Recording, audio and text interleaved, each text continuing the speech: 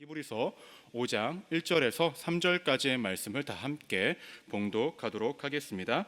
대제사장마다 사람 가운데서 택한 자이므로 하나님께 속한 이를 사람을 위하여 예물과 속지 않은 제사를 드리게 하나니, 그가 무식하고 미혹된 자를 능히 용납할 수 있는 것은 자기도 연약에 휩싸여 있음이라. 그러므로 백성을 위하여 속죄제를 드림과 같이 또한 자신을 위하여도 드리는 것이 마땅하니라. 아멘. 제가 잘못 읽었나요? 맞게 읽은 거 맞죠? 너무 좀 안 들려가지고. 할렐루야. 아유, 감사합니다. 우리 주양 한번 해볼까요? 할렐루야. 남자 형제들, 아멘. 좋습니다. 우리 회중에 앉아 계신 분들 다 같이 한번 대답해 주시면 감사하겠습니다. 할렐루야. 네, 여러분들의 대답한 소리만큼 큰 은혜가 이 말이라 믿습니다.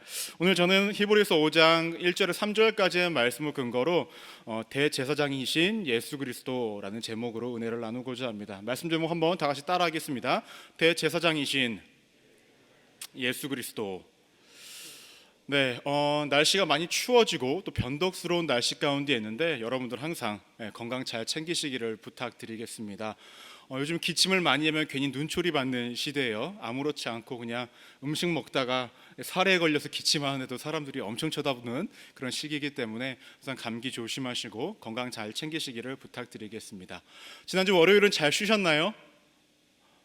지금 얼굴들은 내가 언제 쉬었냐? 그런 얼굴들인데 분명히 여러분들은 쉬셨습니다.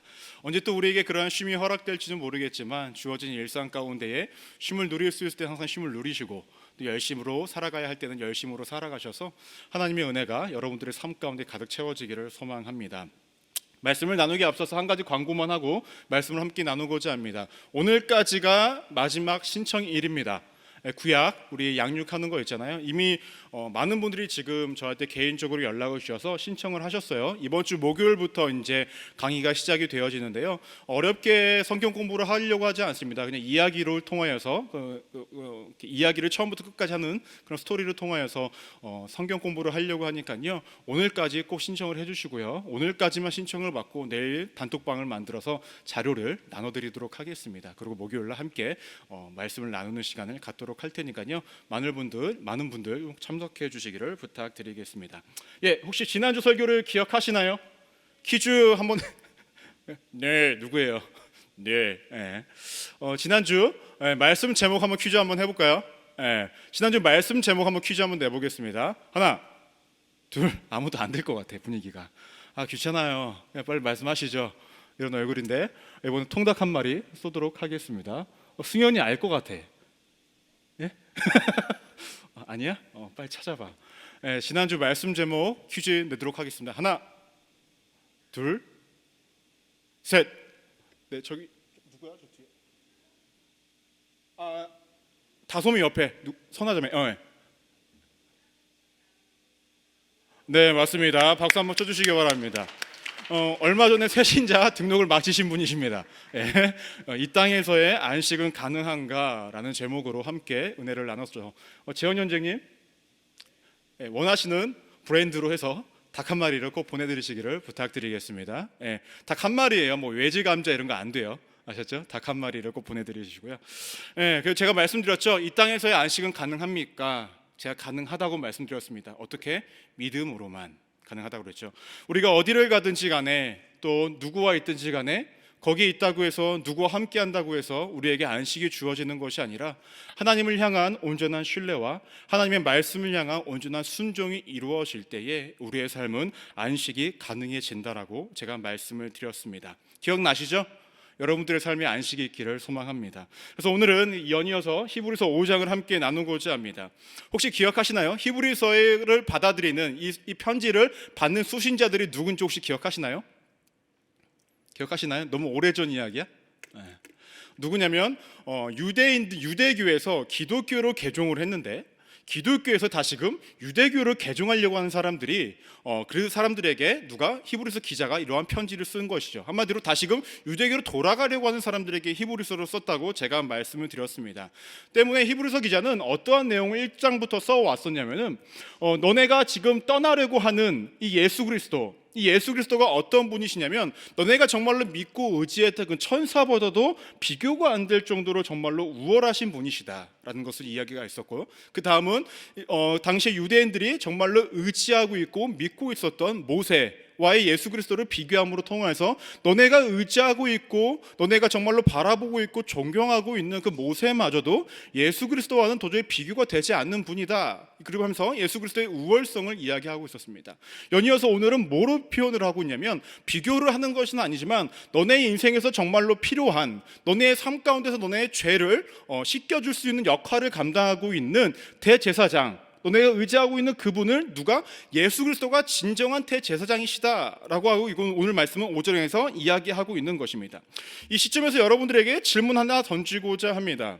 여러분들은 죄를 지으시나요? 안 지으시나요? 죄를 안 지으시는 분 손 한번 들어보십시오. 매일 지어요? 네, 너무 솔직해요. 네, 맞아요. 매일 지어요. 혹시 오늘도 죄를 지으셨나요?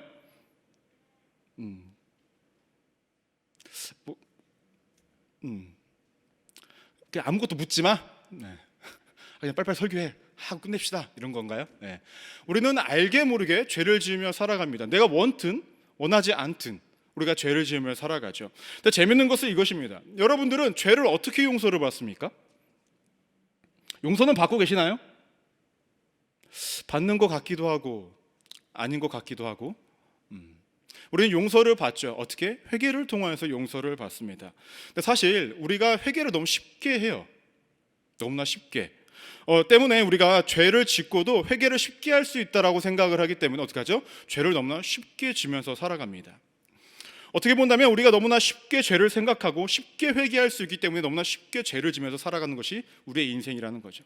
그렇다고 한다면 예전에 우리가 지금 살아가는 시대가 아니라 구약 시대부터 해서 신약 시대 초기까지 아니 그 이상까지도 많은 사람들은 죄를 지었을 때 어떻게 자신의 죄를 용서받았을까요? 가축을 잡아서 그 가축에 자신의 죄를 전가시켜서 어떻게 하죠? 용서를 받았다는 것이죠. 그렇다고 한다면 지금보다는 어떻게 하죠? 죄의 용서를 받는다는 것이 보다 더 쉽지 않은 상황 가운데 놓여져 있었다는 것입니다. 때로는 비용적인 부분도 굉장히 많이 들었습니다. 형편이 넉넉한 사람은 소를 잡았고 또 형편이 조금 넉넉하지 않은 사람은 비둘기를 잡았다라고 이야기를 하죠. 어쨌든 우리는 지금보다 더 많은 비용을 들어야만 했고 가축을 잡는 것을 옆에서 봐야만 했던 그런 수고로움과 어려움들을 통하여서 죄를 용서받는 시대가 그때였다는 거죠. 그래서 어떻게 보냐면 그때가 지금보다 죄에 대한 심각성 그리고 죄를 짓지 말아야 하겠다라는 그 마음이 더 커져갔는지도 모르겠습니다. 저기 혹시 가능하신다면 히터 좀 꺼주실 수 있으실까요? 네, 기계실이나 좀 말씀하셔서 더우시죠? 네, 좀 꺼주시기를 좀 부탁을 드리겠습니다. 네, 추우세요? 여기가 조금 더운가 봐요. 좀 위에 있어서 여기 아래도 더워요? 네, 땀이 많이 나는데 중요한 것은 무엇이냐? 예전에 비해서 우리가 죄에 대한 심각성을 많이 잊어버리고 사는 것이 현실이고 예전 사람들도 그렇다고 죄를 안 지은 것도 아닙니다. 때문에 당시에 제사장들이 필요했습니다. 왜? 제물을 잡아서 제사를 드릴 수 있는 사람이 필요했기 때문에 그렇습니다. 그렇다고 한다면 당시에는 제사장을 누가 할 수 있었냐라는 것입니다. 아무나 제사장을 할 수 있나요? 요즘에는 제사장을 아무나 할 수 있어요. 이런 말하면 좀 그렇죠. 제사장 역할 비슷한 걸 감당하는 사람이 누구죠? 저 같은 사람들이에요. 예전에는 아무나 할 수가 없었어요. 지금보다도 더. 왜냐하면 레위 가문의 사람들만 제사장을 감당할 수 있었죠. 그 사람들이 제사를 드렸다는 것입니다. 근데 오늘 말하는 사람은 대제사장이죠. 제사장이 아닌 대제사장인데 그러면 대제사장은 누가 될 수 있었냐라는 거예요. 레위 사람들 중에 아무나 될 수 있었냐? 그것은 아니었다는 거예요. 레위 가문 안에서도 어떠한 사람들 아론의 자손들만이 대제사장이 될 수 있었다는 거예요. 그럼 대제사장이라는 그 임무 자체는 직책만큼은 정말로 아무나 할 수 있었던 것이 아니라 정말로 혈통에서 이어져 오는 하나님이 지정해 준 사람만이 가능했다라는 거예요. 근데 여러분 이거 아시죠? 레위 사람들에게는 기업이 없었습니다. 하나님이 주신 땅이 없었다라는 거예요. 다른 민족들은 다른 그 족속들은 땅이 주어졌지만 그들에겐 땅이 없어서 대신에 하나님이 그들의 기업이 되어 주시겠다고 말씀하고 내가 너희와 더욱더 가까이 있겠다라고 말씀하셨죠. 때문에 그들은 제사장으로서의 사명을 감당할 수 있었다는 것입니다. 근데 더 중요한 것은 이 아론의 계열의 사람들, 이 자손들만이 대제사장의 역할을 감당했는데 이들이 주로 했던 역할은 무엇이냐라는 거예요. 그들만이 할 수 있는 역할들이 있었다는 거죠. 무엇이냐면 1년에 한 번 대속제일이라는 것이 있었습니다. 그 대속죄일 때 무엇을 하느냐? 따를 때는 한 번도 못 들어가지만 지성소에 유일하게 하루 들어갈 수 있는 날이 대속죄일이었어요. 그때 백성들의 모든 죄를 용서받을 수 있는 날이었습니다. 근데 문제는 무엇입니까? 이 대제사장의 역할을 맡은 사람은 죄를 짓습니까? 안 짓습니까? 똑같은 사람이에요. 죄를 지을 수밖에 없다는 거죠. 그들도 지성소에 들어가기 전에 어떻게 하죠? 자신을 위한 속죄제를 드리고 제사를 드리고 들어갈 수밖에 없었다라는 거예요. 때문에 어떠한 문제가 발생이 되냐? 당시에 우리가 그 출애굽기랑 민수기까지 보면 고라라는 사람이 반란을 일으키죠. 야, 너도 레위 사람이고 우리랑 똑같은 사람인데 왜 너만 대제사장 역할을 맡으냐라는 거였어요. 하나님이 아무리 지정을 했어도 야, 우리도 할 수 있는 거 아니냐? 너도 죄 짓잖아. 너도 죄 짓고 지성소에 들어가잖아. 우리랑 똑같은 입장 아니야? 라고 이렇게 이야기를 했죠. 근데 그때 하나님께서 뭐라고 말씀하십니까? 그들을 싹 다 죽이시죠. 왜냐? 대제사장이라는 역할은 내가 지명한 사람들만이 할 수 있기 때문에 특별하고 유일한 존재들이었기 때문에 그렇게 하나님께서 일을 하셨다라는 것입니다. 근데 히브리서 5장 말씀을 전체적으로 보시면요, 이 대제사장의 역할을 이제는 어떠한 사람들이 맡는 것이 아니라 이제는 예수 그리스도께서 유일하게 맡고 있다고, 담당하고 계시다고 성경에서는 이야기하고 있습니다. 그렇다고 한다면 예수 그리스도께서 대제사장의 역할, 우리의 죄를 사하기 위해서 그 중간 매개체 역할을 감당하고 계신 건데 어떠한 모습으로 이 땅 가운데 오셨고 어떠한 마음으로 이 땅 가운데 오셨는가라는 것입니다. 이것에 대해서 우리가 함께 은혜를 나눠보고자 합니다. 첫 번째로 인간을 공감하시고 이해하시는 분으로 이 땅 가운데 오셨다라는 거예요. 말씀 한번 대지 한번 따라해 볼까요? 인간을 공감, 이해하시는 분으로 오셨습니다. 무슨 말이냐면 히브리서 4장 15절 말씀을 한번 보도록 하겠습니다. 다 함께 읽어보도록 하겠습니다. 우리에게 있는 대제사장은 우리의 연약함을 동정하지 못하실 리가 아니요 모든 일에 우리와 똑같이 시험을 받으신 이로되 죄는 없으시니라 라고 얘기합니다. 말씀을 그 앞에 거를 한번 좀 띄워주실 수 있으실까요? 15절 말씀. 네, 여기 보시면 우리의 연약함을 동정하지 못하실 리가 아니요라고 얘기합니다. 정확하게는 우리의 연약함들입니다. 연약함들. 그래서 연약함들은 무엇이냐면 우리 육체적 연약함, 그리고 정신적 연약함, 그리고 영적인 연약함, 이런 것들을 누가? 예수님도 동일하게 가지고 이 땅 가운데 오셨기 때문에 예수님도 이 땅 가운데서 공생애를 감당하실 때 내가 배고프다, 내가 목마르다, 내가 힘들다, 어렵다 라는 표현들을 하셨다라는 거죠. 그 연약함들을 예수님도 경험하시고 아셨기 때문에 어떻게 하죠? 우리를 동정하지 못하실 리가 아니다 라고 얘기하시면서 또한 모든 일에 우리와 똑같이 시험을 받으신 분이다 라고 성경에서는 이렇게 이야기를 하고 있습니다.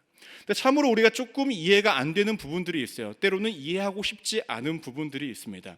연약함들에 동정하지 못하실 리가 아니요 라고 얘기하지만 여러분 그게 좀 이해가 되십니까? 에이, 그래도 하나님의 아들이잖아, 이런 생각 한번 해보신 적이 없으십니까? 제가 전에 이야기를 좀 드린 적이 있었는데 이건희의 아들 이재용 씨가 반말해서 죄송한 이재용 씨가 만약에 삼성에서 말단 직원부터 일을 한다라고 한번 가정을 해봅시다. 말단 직원들하고 똑같습니까? 다르죠. 저는 그렇게 생각이 되더라고요. 예수님이 아무리 이 땅 가운데 오셨어도 사원이라도 같은 사원이냐 이러는 거예요. 성경에서는 이야기하는 완전히 철저하게 인간과 동일한 모습으로 오셨다라는 거예요. 당시 유대인들의 입장에서는 이것이 더욱더 이해가 되지 않았을 것입니다. 왜냐? 하나님과 그의 아들 메시아 오실 분은 어떠한 분이시냐? 거룩한 분이라고 그들은 고백하고 있었고 알고 있었기 때문입니다. 거룩하다는 것은 무엇 뜻입니까? 어떤 것과 구별되다, 다르다라는 의미죠. 그럼 예수 그리스도가 이 땅에 아들로서 오셨다는 것은 분명히 거룩한 분으로 오셨는데 그분은 분명히 인간과 본질적으로 다르다고 생각이 됐기 때문에 인간의 모습, 연약함을 알고 있다는 것이 어떻게 하죠? 이해가 되지 않는 상황이었다는 것입니다. 하지만 좀 다른 부분은 있었죠. 무엇이냐? 아까 4장 15절 말씀을 보시면 죄는 없으시니라 라고 이야기합니다. 모든 연약한 부분들은 우리가 동일하게 다 갖고 계시지만 유일하게 하나 다른 것이 있으시면 그것이 무엇입니까? 죄는 없으시니라 라고 얘기합니다. 때문에 우리의 연약한 부분들, 나약한 부분들은 철저하게 동정하실 수 있고 철저하게 이해하실 수 있는 분으로 이 땅 가운데 오셨다는 거예요. 그러면 대제사장으로 오신 예수 그리스도 말고 인간의 대제사장, 그러니까 아론의 자손들은 자신들이 일반적인 사람들의 마음을 이해할 수 있을까요? 이해할 수 없을까요? 철저하게 이해할 수 있죠. 5장 2절 말씀을 보시면 이렇게 언급되어집니다. 그가 무식하고 미혹된 자를 능히 용납할 수 있는 것은 자기도 연약에 휩싸여 있음이라. 제가 아까도 말씀드렸듯이 아론의 제사장, 아론의 그 계열에 있는 대제사장들도 지성소에 들어가기 위해서는 자신을 위한 속죄제를 드려야만 했던 상황. 자신도 죄가 있다라는 걸 전제하는 거 아닙니까? 그들도 일반 사람들과 같이 죄를 지을 수밖에 없었고 자신들도 연약하고 나약하다는 것을 인정하면서 살아갈 수밖에 없었다라는 거예요. 이것을 더 넘어서서 예수 그리스도는 인간적인 모습으로 철저하게 가지고 있었기 때문에 어떻게 우리의 연약함을 충분히 아시고 공감하고 이해할 수 있는 마음으로 이 땅 가운데 오셨다는 것입니다. 우리가 가끔 이런 기도를 하죠. 예수님, 제 마음 아시죠? 저 이해하시죠? 그렇게 기도를 하시면서 여러분 정말 이해하고 있다고, 공감하고 있다고 생각하시면서 기도하십니까? 아니면 그냥 내뱉는 말이십니까? 여러분들의 입술의 고백처럼 정말로 예수 그리스도께서는 여러분들의 마음과 연약함과 부족한 부분을 철저하게 이해하고 계시고 공감하고 계시고 경험하고 계셨다라는 거예요. 때문에 여러분들의 힘든과 어려움들 고백하실 때에 철저하게 이해하는 마음으로 응답해 주신다라는 것입니다.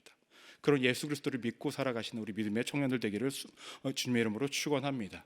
두 번째로는 예수 그리스도는 어떠한 마음으로 이 땅 가운데 오셨냐면은 순종하는 자의 모습으로 오셨다는 것입니다. 다 같이 한번 따라해 볼까요? 순종하는 자의 모습으로 오셨습니다. 여러분도 혹시 좋지 않은 결과가 결정된 상황임에도 그것들을 해야 할 때의 기분이 어떠십니까? 결정적으로 좋지 않은 결과가 결정이 됐어요. 내가 한들 안 한들 그것도 결과가 좋지 않아.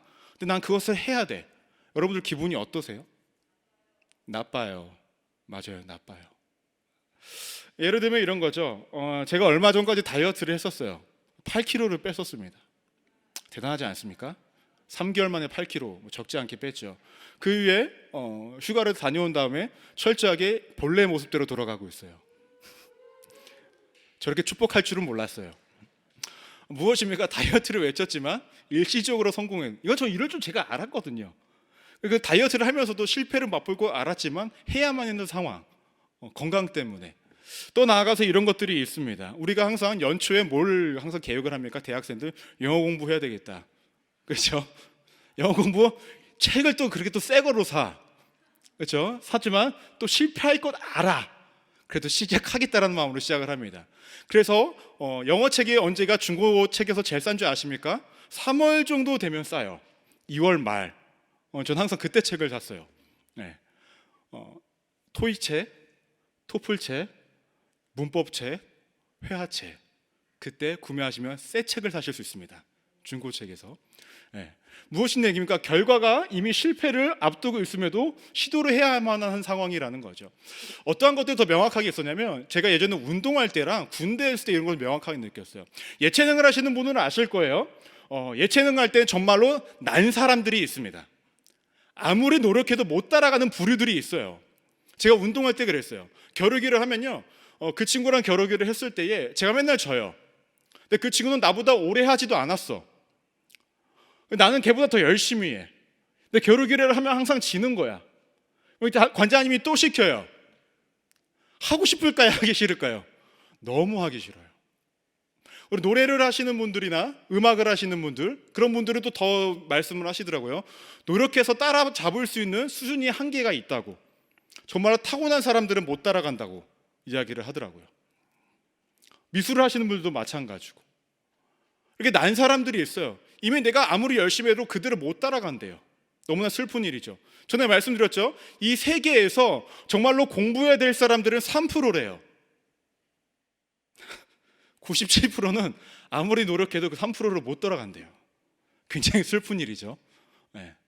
이렇게 조금 다른 환경 가운데 놓여진 분들이 분명히 있습니다. 무엇입니까? 아무리 해도 못 따라가는 어떠한 상황 가운데 있을 때 실패를 맛볼 수밖에 없는 그런 상황 가운데 놓여질 때가 있죠. 우리 남자분들, 군대 얘기해서 죄송해요. 여자분들한테 혹한기 나가면 즐겁나요? 단 한 명도 즐겁다는 사람이 없을 거예요.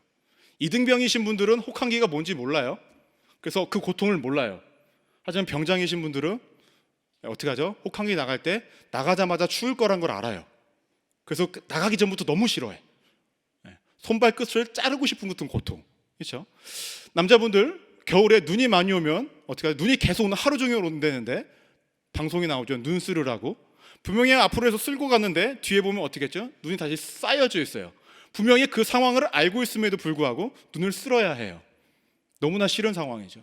예수님도 그런 환경이 아니었을까요? 분명히 내가 인간의 모습으로 가면 고통당할 거야. 사람들에게 무시당할 거야. 너무나 힘들 거야.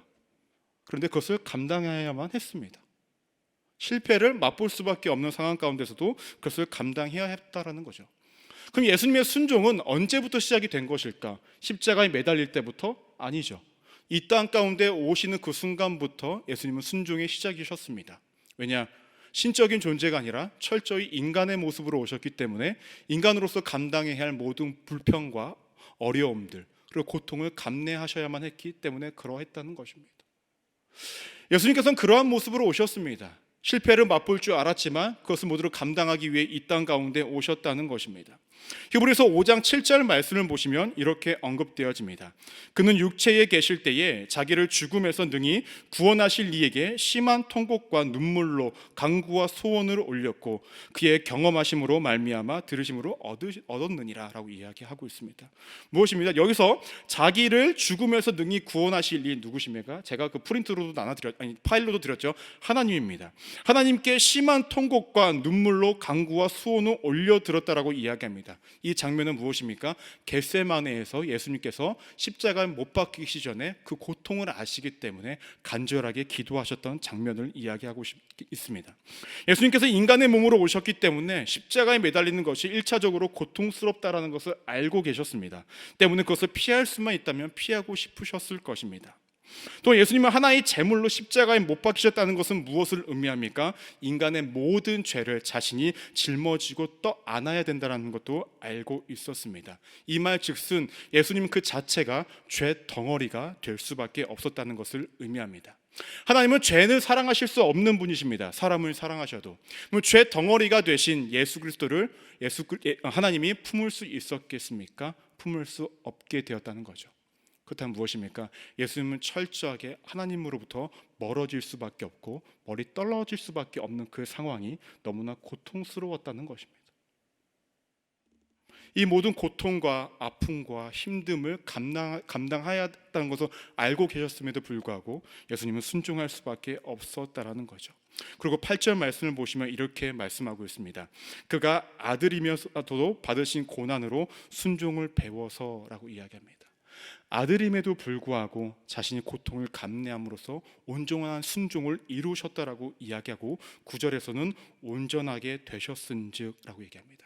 예수님이 그 전에 십자가를 감내하시기 전에 불완전하셨다라는 것이 아니라 예수님이 십자가 사역을 감당하심으로 통하여서 자신의 사명을 온전하게 이루셨다라고 이야기하고 있는 것입니다. 예수님의 그 모습을 그 마음을 우리가 알기를 소망합니다.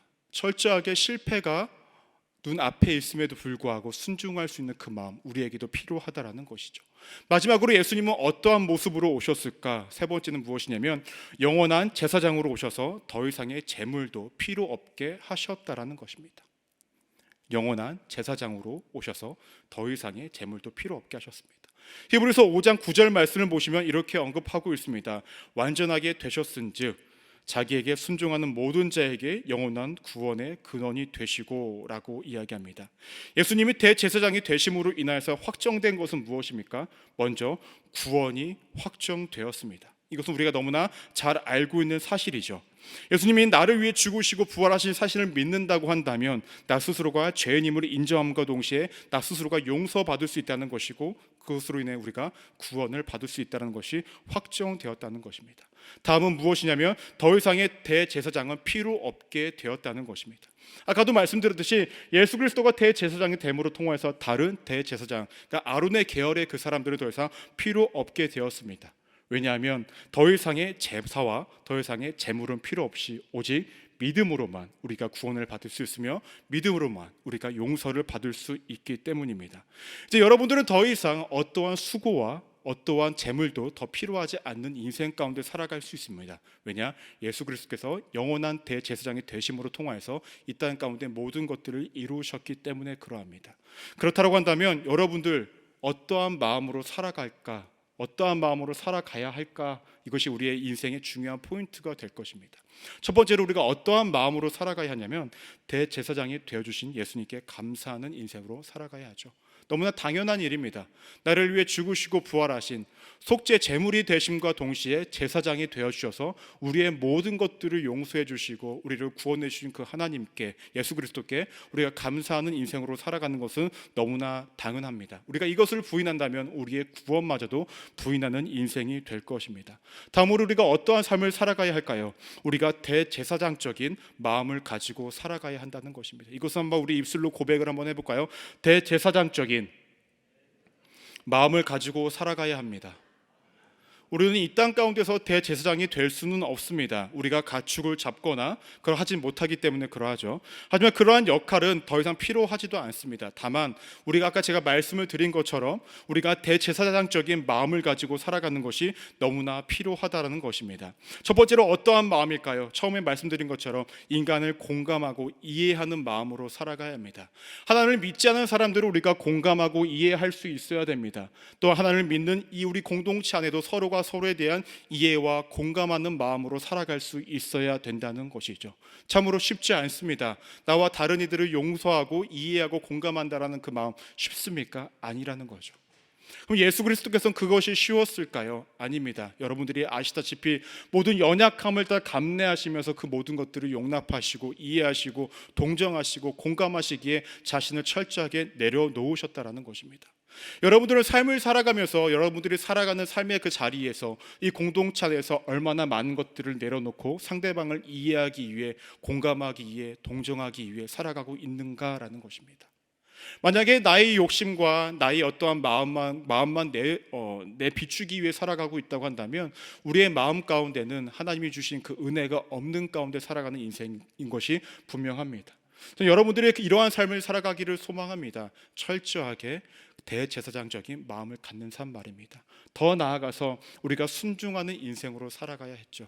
항상 말씀드렸듯이 내가 순종하고 싶은 것만, 순종할 수 있는 것들만 순종하는 것이 아니라 실패가 보이는 것들이 있을지라도 내가 주의 은혜를 맛보은 자에게 그 모든 것들에 대해서 순종할 수 있는 것, 그것이 우리가 구원받은 자로서의 삶, 대제사장적인 삶이 아닐까 생각되어집니다. 예수님께서 이 땅에 오신 이유 많은 것들이 있지만 오늘 이 말씀을 기억하기를 소망합니다. 단순히 나의 죄만을 용서하기 위해서 대제사장으로 오신 것이 아니라 대제사장으로 오신 그 마인드, 그 마음을 우리가 기억하고 우리가 삶을 살아내기를 원하신다라는 것이죠. 삶을 살아갈 때 어떻게 살아갈까 고민되십니까? 그럼 오늘 이 말씀만 기억하십시오. 나와 다른 이들을, 나를 제외한 모든 사람들을 이해하고 공감하고 동정할 수 있는 마음, 또 세상 가운데서 하나님이 주신 명령과 사명이라고 한다면 실패할 듯 보이는 인생이라 할지라도 묵묵히 그 모든 것들을 감내할 수 있는 삶, 그것이 여러분들에게 주어진 대제사장적인 마음입니다.